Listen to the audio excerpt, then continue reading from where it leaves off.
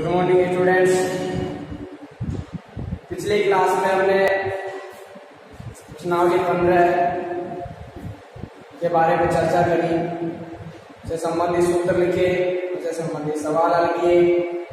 लेकिन उस क्लास की जो वीडियो थी उसमें बोर्ड पर जो लिखा गया था वो दिखाई नहीं दे रहा था। आपको समस्या हो रही थी नोट्स बनाने में, इसलिए आपकी सुविधा को देखते हुए उस प्रश्नावली को वापस से शुरू करते हैं, इससे आप अच्छे प्रकार से नोट्स तैयार कर सकें। तो हम पढ़ेंगे वापस से प्रश्नावली 15। प्रश्नावली 15 का जो नाम है वो व्रत की परिधि एवं क्षेत्र। सबसे पहले इसमें नाम आया हमारे पास व्रत, तो हम जानेंगे कि व्रत होता क्या है, व्रत कहते किसे, व्रत की परिभाषा क्या होती है। तो व्रत की परिभाषा लिखेंगे पहले, इसके बाद हम समझेंगे व्रत किसे कहते हैं। तो लिखेंगे, समझेंगे। एक स्थिर बिंदु से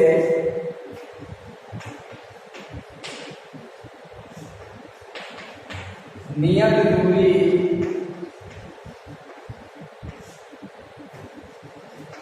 पर स्थित बिंदुओं का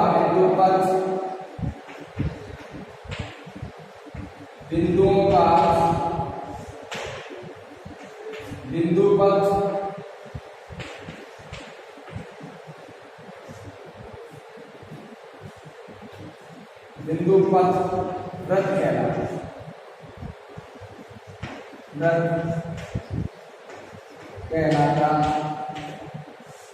देखिए इसके अनुसार हम देखें तो इस प्रकार से ये एक स्थिर बिंदु है, इससे नियत दूरी समान दूरी पर एक बिंदु ये, एक बिंदु ये, एक बिंदु ये, इसी प्रकार एक बिंदु ये, और ये सभी बिंदु इस स्थिर बिंदु से, इस स्थिर बिंदु को मान लिया मैंने O और इसको मान लिया A, ये B, ये C और ये D।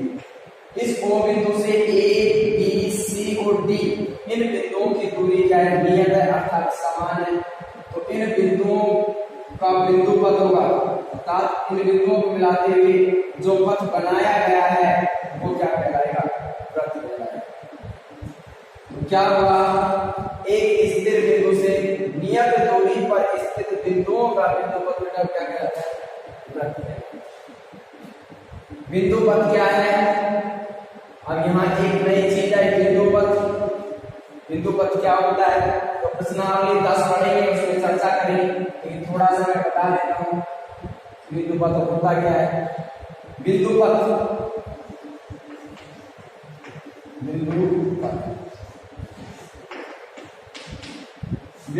उन बिंदुओं का समुच्चय होता है जो दिए गए प्रतिबंधों को क्या करता है, संतुष्ट करता है। दिए गए प्रतिबंधों को अगर संतुष्ट कोई बिंदुओं का समुच्चय करता है, समूह करता है, तो कहलाता है बिंदु पथ। जैसे प्रतिबंध इसमें भी दिए गए, दो प्रतिबंध दिए गए, एक तो बिंदु स्थिर होना चाहिए और दूसरा जो भी बिंदु हो वो सभी इस बिंदु से क्या हो, नियत बिंदु पर, नियत दूरी पर। इन दोनों प्रतिबंधों को ये संतुष्ट करना है, इसलिए बिंदु पथ बना। और इस बिंदु पथ को क्या कहते हैं, व्रत कहते हैं। बिंदु पथ एक निश्चित नहीं होता है, ये अलग अलग प्रकार से होता है। जैसे इस प्रकार के प्रतिबंधों को संतुष्ट करने वाला बिंदु पथ कहलाता है व्रत। और भी कई प्रकार के उनकी चर्चा करेंगे। तो बिंदु पथ क्या होता है, इसके बारे में पढ़ा कि बिंदुओं का ऐसा समुच्चय जो दिए गए प्रतिबंधों को क्या करता है, संतुष्ट करता है, क्या कहलाता है, बिंदु पथ। अब आगे देखिए, इसमें इस स्थिर बिंदु को व्रत का केंद्र, ये हो गया व्रत का केंद्र, स्थिर बिंदु को व्रत का केंद्र, और ये नियत दूरी है, इसको कहेंगे व्रत की त्रिज्या। ये त्रिज्या, ये भी त्रिज्या, ये भी त्रिज्या, ये भी। अब इसमें हम पढ़ेंगे इस व्रत की परिधि और क्षेत्र। तो ये व्रत हुआ हमारे पास, इसमें परिधि किस भाग को बोलेंगे और क्षेत्रफल किस भाग को। जब भी हमें अंदर का मान ज्ञात करना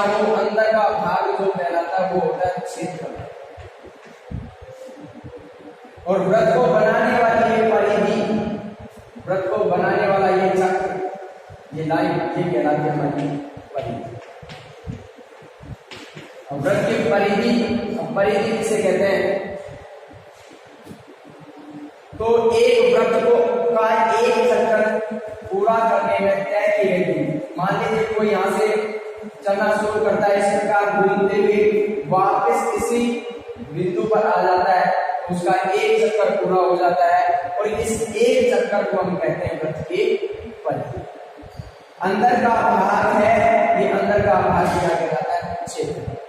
अब याद क्या करना है, कैसे पता करें? जब भी हमें अंदर का भाग याद करना होता है, चाहे वो आयत हो चाहे वृत्त हो, जो भी हो, वही से आपको जब अंदर का भाग याद करना होता है तो वो होता है क्षेत्र। और जब हमें एक चक्कर, दो चक्कर, जितने भी चक्कर हो उनमें याद करने के लिए हमें दूरी याद करनी पड़ेगी, वो होती है परिधि। जैसे एक चक्कर में तय की गई दूरी परिधि होती है, अगर दो चक्कर पूछेंगे तो परिधि को 2 से गुणा करेंगे, 3 पूछेंगे तो परिधि को 3 से गुणा। इस प्रकार से ये तो होती है वृत्त की परिधि और अंदर का पूरा भाग जो होता है वो होता है क्षेत्र। अब इनसे संबंधित महत्वपूर्ण सूत्रों की बात करें, उनको लिखेंगे तो देखेंगे हम महत्वपूर्ण सूत्र।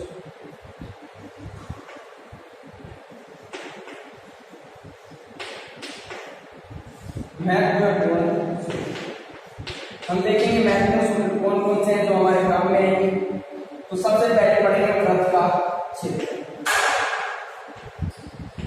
वृत्त का क्षेत्रफल, वृत्त के क्षेत्रफल का सूत्र होता है क्या? पाई आर स्क्वायर। आर वृत्त की त्रिज्या है और पाई का मान 22/7 3.14।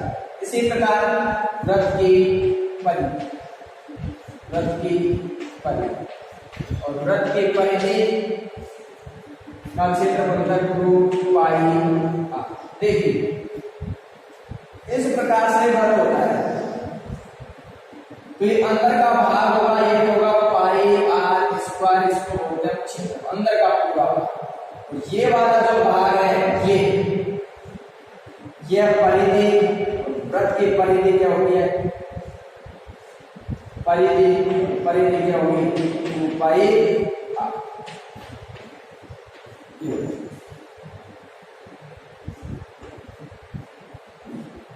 अब इसके बाद आता है हमारे पास अर्ध। अर्धवृत्त इस प्रकार होता है, इस ठीक है। अब अर्धवृत्त का क्षेत्रफल निकालेंगे, अर्धवृत्त का क्षेत्र,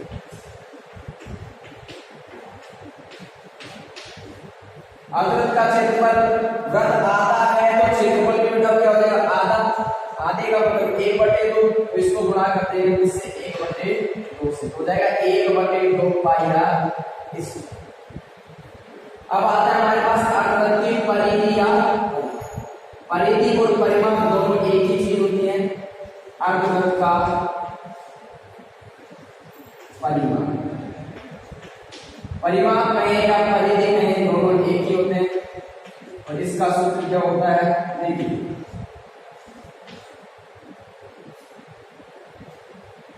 अभी परिधि अर्धवृत्त की ये आधा वृत्त हो गया तो परिधि की क्या हो जाएगी? आधी होगी और आधी हो जाएगी तो हमारे पास क्या आएगा? पाई आर। इसका आधा करेंगे, 2 का भाग देंगे, 2 से 2 कट जाएगा, बचेगा पाई आर। लेकिन मैंने बताया हमने यहां से और यहां तक आए, इसका मान होगा पाई आर। लेकिन अर्धवृत्त तो ये पूरा है, यहां से आता है, लेकिन अर्धवृत्त की परिधि या परिमाप क्या होता है? एक चक्कर पूरा करें। एक चक्कर पूरा कब करेंगे? जब जहां से चलना शुरू करते हैं वापस वही पहुंचे। मान लीजिए यहां से चलना शुरू किया, वापस हम यहाँ आए, लेकिन यहाँ तो पहुंचे नहीं, यहाँ से पहुंचने के लिए हम सीधा जाएंगे इस प्रकार। ये मान लिखा हो तो हमने यहाँ से यहाँ तक का लिखा है, अब हम यहाँ से यहाँ पर पहुंच गए तो ये मान और जुड़ जाएगा। ये हो गया वृत्त का केंद्र, ये वृत्त की त्रिज्या, ये वृत्त की त्रिज्या। तो त्रिज्या कितनी हो गई? 1 और 1 2। कितनी त्रिज्या हो गई? 2 8, 2 त्रिज्या। आगे लिखें तो आर को बेटा कॉमन ले सकते हैं, यहाँ पर हमारे पास पाई प्लस यहाँ पर बचिए क्या, ये हो गया हमारा अर्धवृत्त का परिमाप या। अब आगे हम पढ़ेंगे अगला सूत्र पढ़े, बता देता हूं इसको।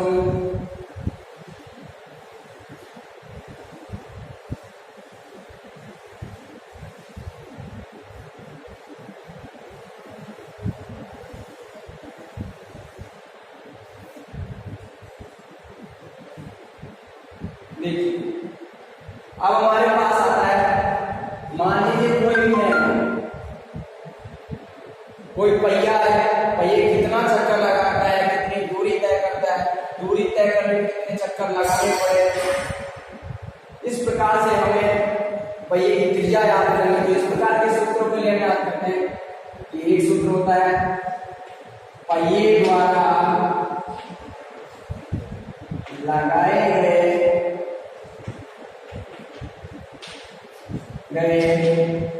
चक्करों की संख्या, और पहिए द्वारा लगाए गए चक्करों की संख्या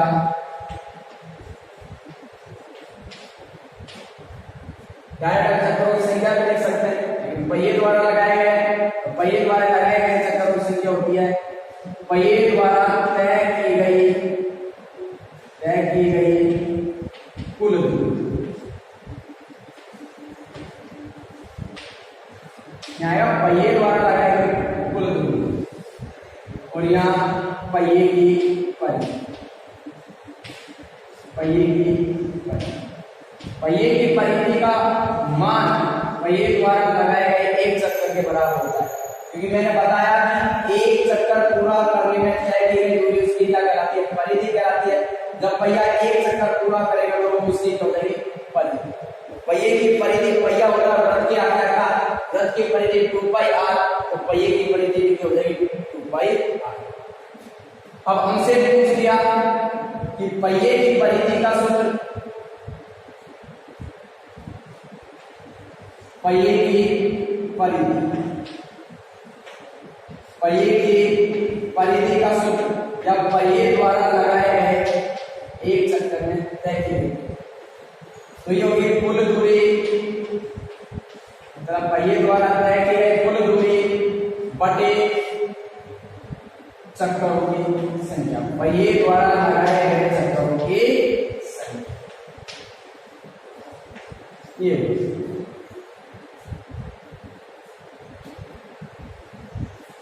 हमें पूछे जाएगा एक पहिए द्वारा तय की गई दूरी की कुल दूरी कितनी है, उसके चक्करों की संख्या कितनी है, तो पहिए की त्रिज्या याद कीजिए या पहिए का व्यास याद कीजिए, इस सूत्र का प्रयोग करेंगे। परिधि से हम, परिधि होती है पहिए की 2πr, कुल दूरी में चक्करों की संख्या का भाग देंगे, तो कुल दूरी में जब चक्करों की संख्या का भाग देंगे तो हमारे पास क्या है वृत्त की पहिए की परिधि, तो पहिए की परिधि के बराबर में जो मान आएगा उसको रखेंगे, तो पहिए की क्या निकाल सकते हैं त्रिज्या। जब त्रिज्या आ जाएगी तो व्यास निकाल सकते हैं, क्योंकि त्रिज्या व्यास का क्या होता है आदि। अगला हम लिखेंगे सेकेंडरी वृत्त। सेकेंडरी वृत्त होते क्या है, पहले ये लिखेंगे सेकेंडरी, दो या दो से अधिक वृत्त जिनका एक ही केंद्र, जिनका केंद्र क्या हो संपाती हो अर्थात एक। मान लीजिए एक वृत्त ये है जिसका केंद्र ये है और इसी को केंद्र मानकर एक वृत्त और बना दिया गया, तो ये दोनों वृत्त क्या कहलाएंगे सेकेंडरी। मान लीजिए छोटे वाले की त्रिज्या स्मॉल r, बड़े वाले की त्रिज्या। अब हमसे सेकेंडरी वृत्तों की परिभाषा में बताइए, दो या दो से अधिक जिनका केंद्र क्या हो संपाती हो अर्थात एक ही हो, क्या कहलाते हैं सेकेंडरी वृत्त कहलाते हैं। अब हम देखेंगे हमें इन दोनों वृत्तों से परिबद्ध, मतलब दोनों वृत्तों के द्वारा जो घिरा हुआ क्षेत्रफल है, क्षेत्रफल है उसका क्षेत्रफल का सूत्र याद करना है। तो इनके द्वारा घिरा हुआ भाग ये है, इसका क्षेत्रफल हमें याद करना है। तो इसका क्षेत्रफल याद करेंगे, इसका इसका सूत्र किस प्रकार प्राप्त करेंगे? मैं क्या करता हूं कि बड़े वाला जो वृत्त है उसमें से छोटे वाले वृत्त का क्षेत्रफल यदि मैं घटा दूं तो हमें ये प्राप्त होता है। देखिए बड़ा वाला है, इसमें से मैं इसको छिपा लेता हूं, इसको छिपाऊंगा तो ये बचेगा, इसलिए हमें बड़े वृत्त में से छोटा वृत्त घटाना है। तो आएगा सेकेंडरी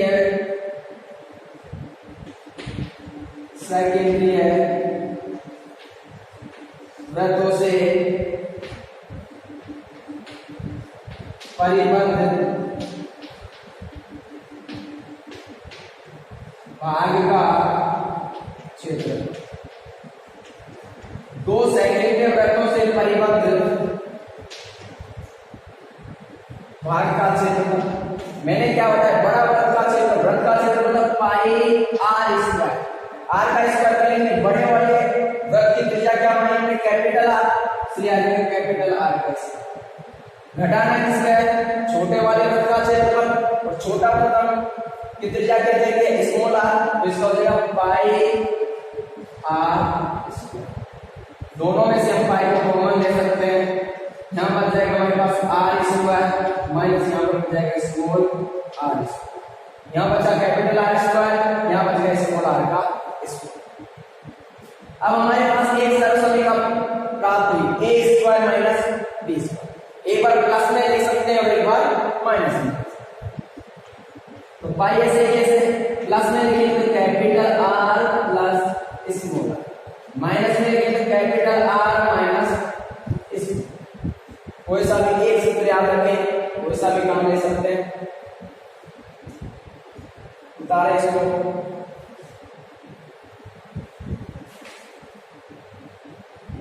एक चीज और नोट कर लें, वृत्त का व्यास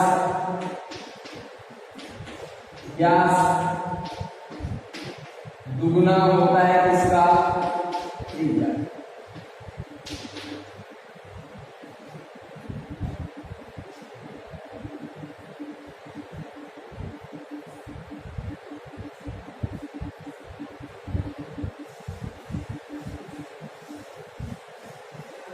और इससे संबंधित सवाल पढ़ेंगे, देखते हैं सवाल क्या दे रखा है।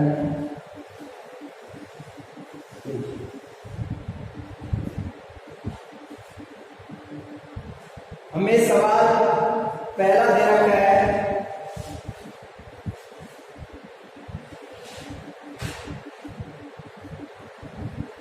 एक वृत्त की त्रिज्या 3.5 है। पहला प्रश्न है 15.1 का,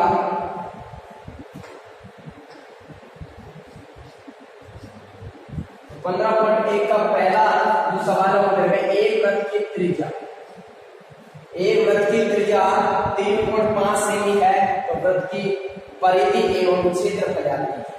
तो हमें देखा वृत्त की त्रिज्या,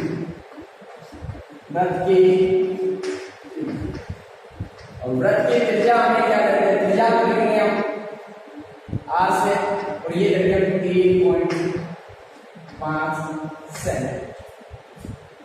हमें इसका याद करना है क्षेत्रफल और परिधि। तो सबसे पहले हम इसका निकालते हैं परिधि, वृत्त की परिधि।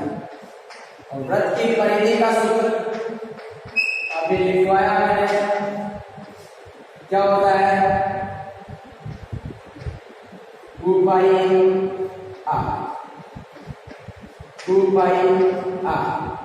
मान रखेंगे 2 पाई का मान 22/7, आर का मान 1 पॉइंट हटाएंगे, पॉइंट हटाते ही क्या लगा देंगे? 0। काट देंगे 35 एकम 35, 35 गुना 2 से कट जाएगा 2, तो हमारे पास बच गया 22 सेंटीमीटर। तो वृत्त की परिधि आ गई हमारे पास क्या? 22 सेंटीमीटर। इसका दूसरा याद करना है वृत्त का क्षेत्र, और वृत्त के क्षेत्रफल का सूत्र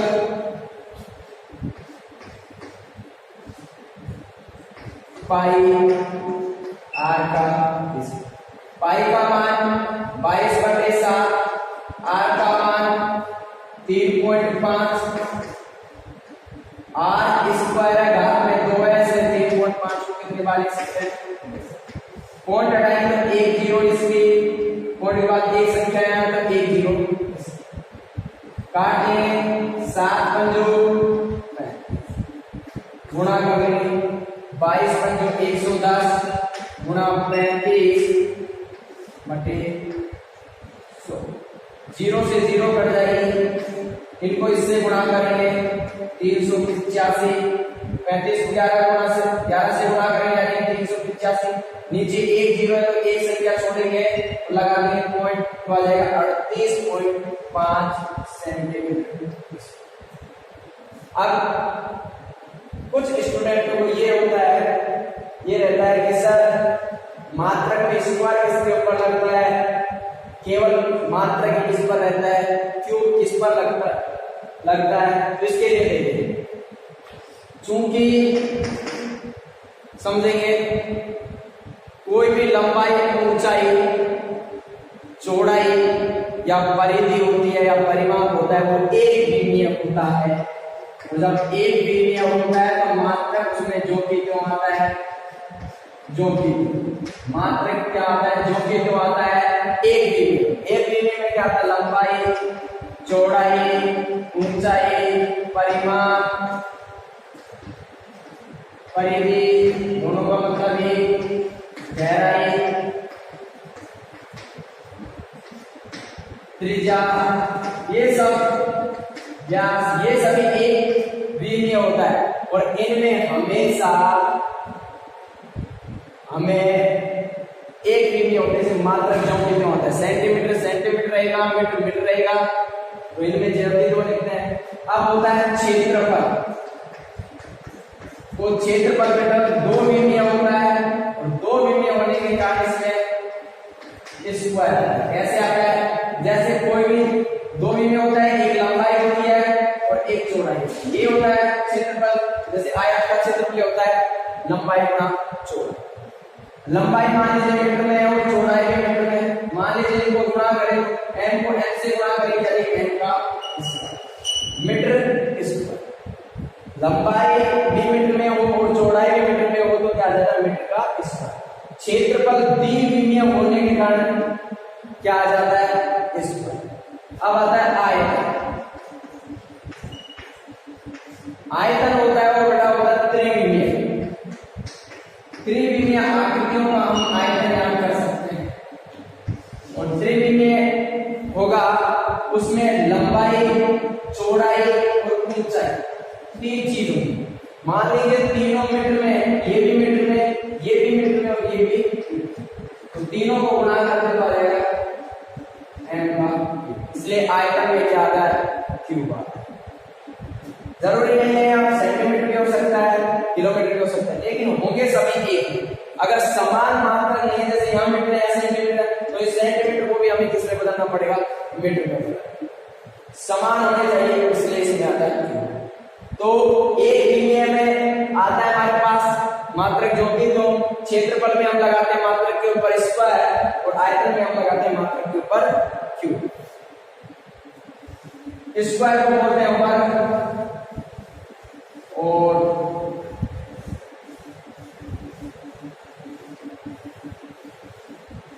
क्यूब को बोलते हैं हम घन। देखिए आगे देखते हैं अगला सवाल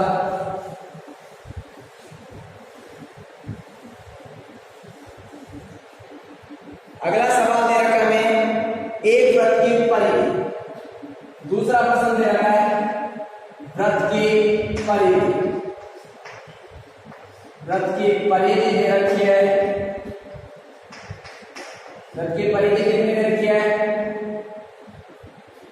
44 कितनी दे रखी है 44 देखिए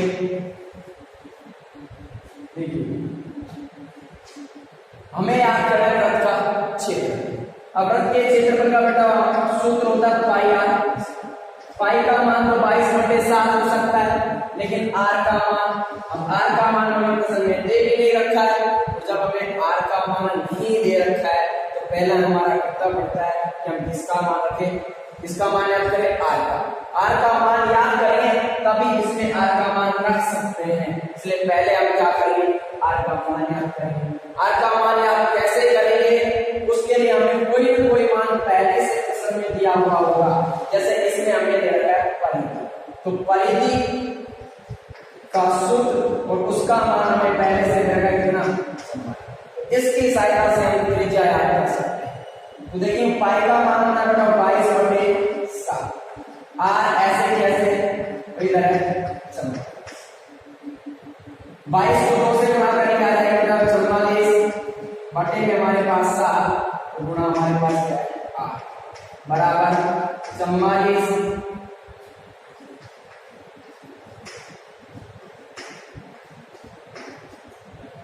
हमें आर का मान याद करना है, इसका मान याद करना है आर का मान याद करेंगे, इधर बच गया हमारे पास 44। इस संख्या को इधर भेजेंगे, जब बटे वाली संख्या का पक्षांतर किया जाता है और दूसरे पक्ष में जाते ही संख्या पलट जाती है, नीचे वाली संख्या ऊपर और ऊपर वाली संख्या, अर्थात अंश हर में और हर अंश में हो जाता है।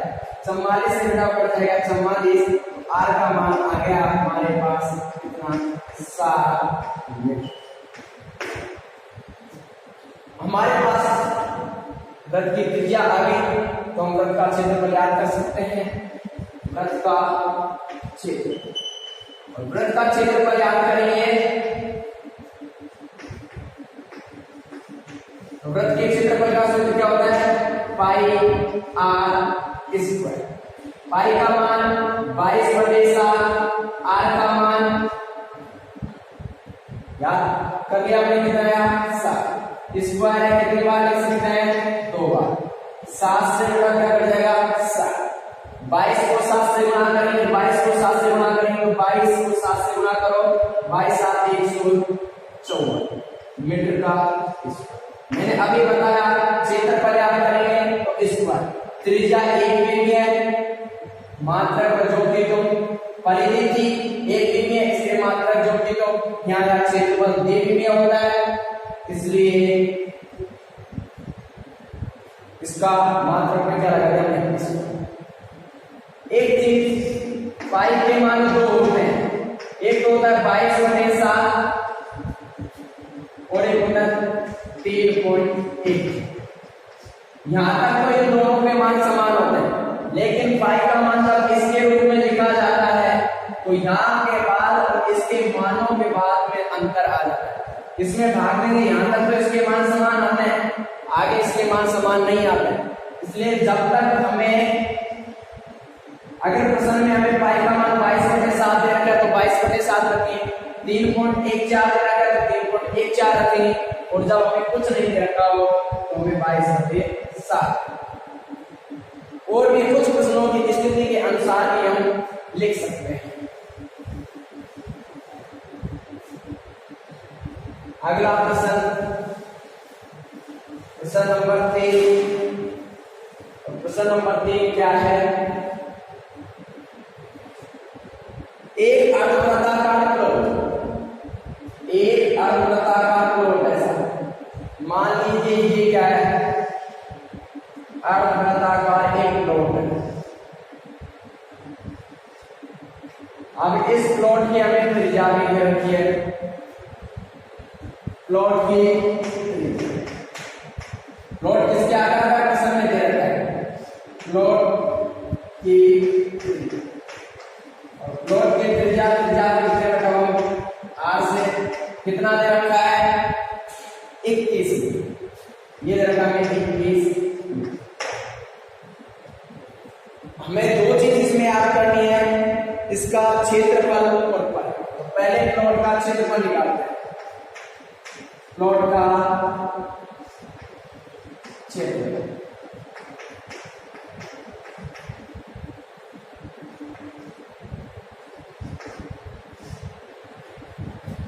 प्लॉट का क्षेत्रफल, प्लॉट किसके आकार का, ये प्रश्न में हमने रखा है, हमने चित्र पे बनाया, यह है अर्धवृत्ताकार और अर्धवृत्त के क्षेत्रफल का सूत्र 1/2 पाई आर का स्क्वायर। रखेंगे मान तो 1/2 पाई का मान 22/7, आर का मान देगा में 21 स्क्वायर का लिखेंगे 2।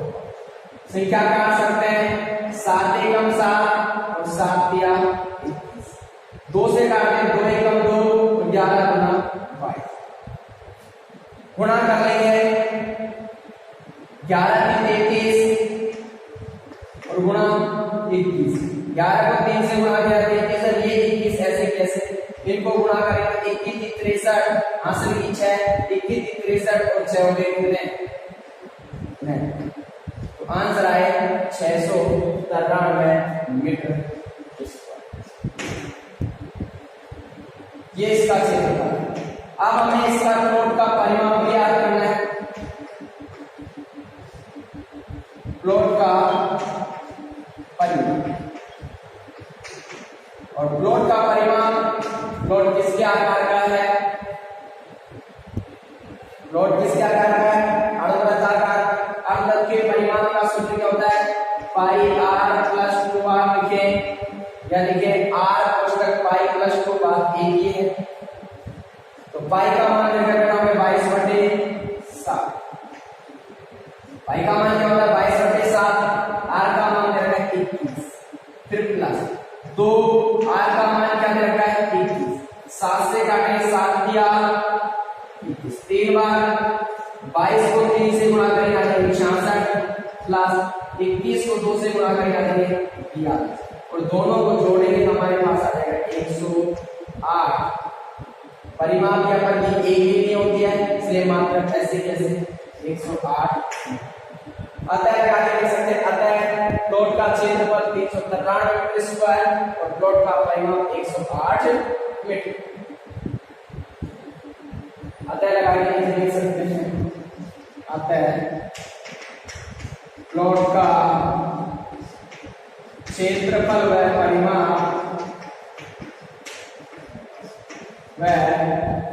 परिमाप क्रमशः 693 मीटर स्क्वायर व 108 मीटर है।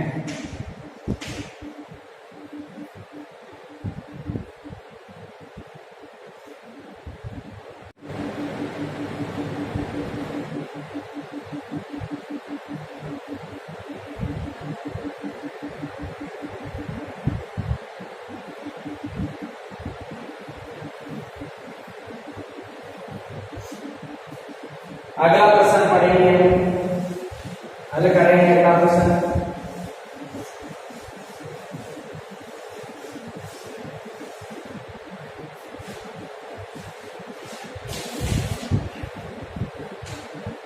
सौ चक्कर में एक स्कूटर द्वारा स्कूटर का पहिया 88 मीटर की दूरी तय करता है। तो चक्करों की संख्या दे रखी है, चक्करों की संख्या पहिए द्वारा लगाए गए चक्करों की संख्या देखिए हमें 100, पहिए द्वारा तय की गई दूरी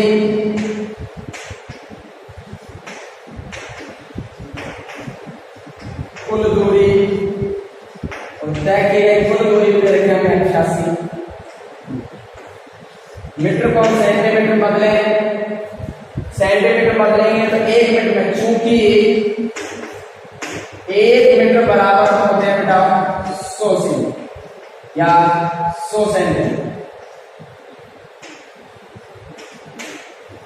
100 सेंटीमीटर होता है तो 88 को गुणा करेंगे बेटा किससे 100 तो आ जाएगा 88 100।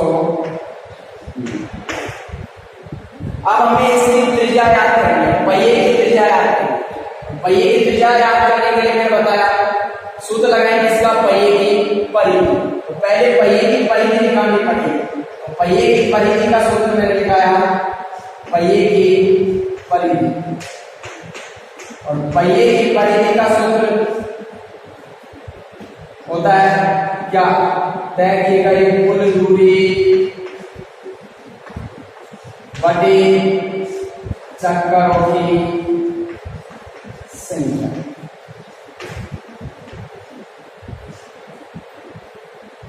पहिए की परिधि होती है वृत्त के आकार की, या वृत्त के आकार का, इसलिए वृत्त की परिधि 2πr।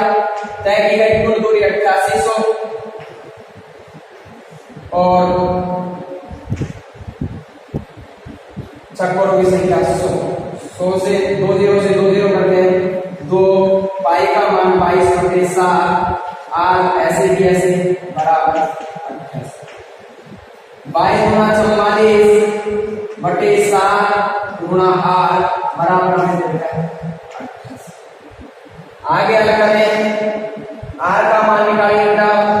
आर का मान निकालिए तो बटे वाली संख्या को दूसरे पक्ष में ले जाइए, दूसरे पक्ष में भेजने पर बटे वाली संख्या पलट जाती है। यहाँ हमारे पास 88 44/7 इधर जाएंगे तो 7 तो चल जाएंगे कहाँ ऊपर और 44 आ जाएंगे कहाँ नीचे।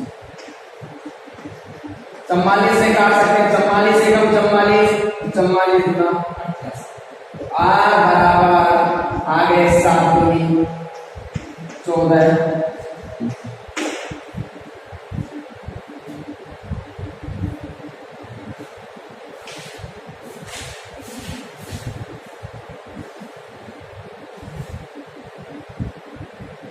मीटर में नहीं, हमने इसको बदल दिया था सेंटीमीटर में। ये सेंटीमीटर में आ गया तो ये क्या आ जाएगा इसमें सेंटीमीटर। मीटर बदलेंगे तो फिर 100 से बाहर क्या आएगा, ये आ गया सेंटीमीटर। इसी प्रकार एक एग्जाम्पल है, सेम इसी प्रकार का है। एग्जाम्पल नंबर 3 उसको भी देख लेते हैं। एग्जाम्पल नंबर 3 दे रखा है, इसी प्रकार चक्करों की संख्या, तय की गई कुल दूरी, सेम इसी प्रकार का है। यहां से उसी प्रकार हमें रखा है एक साइकिल का पहिया 11 मीटर की दूरी तय करने में 5000 चक्कर है। चक्करों की संख्या दे रखी है 5, दूरी दे रखी है हमें 11 किलोमीटर। अब किलोमीटर को बदलना है मीटर में, सेंटीमीटर में तो पहले मीटर में बदलेंगे और मीटर में बदलने के लिए गुणा करेंगे इससे 1000। क्योंकि 1 किलोमीटर में, क्योंकि 1 किलोमीटर बराबर 1000। अब ये मीटर में आ गया, सेंटीमीटर में बदलेंगे क्योंकि 1 मीटर बराबर 100 सेंटीमीटर। ये गुणा कर देंगे इससे 100। ये आ गई परिधि का सूत्र कोई 2πr। ये एग्जाम्पल नंबर 3। कुल दूरी दे रखी है क्या 11 गुणा 1000 गुणा बटे चक्करों की संख्या हमारे पास आ गई 5। 3 0 से 3 0 कट गई, 5 से कट जाएगा 20 पंजो 100। 2πr, 2π का मान 22/7 आर ऐसे कैसे 11 गुना 22 220। 22 गुना 44/7 आर 220। आर का मान निकालेंगे तो 220, इसको इधर कर देंगे तो 7 ऊपर और 44 से काटेंगे, 44 से कम 44 और 44 5 200। 7 को 5 से करेंगे 7 35 सेंटीमीटर।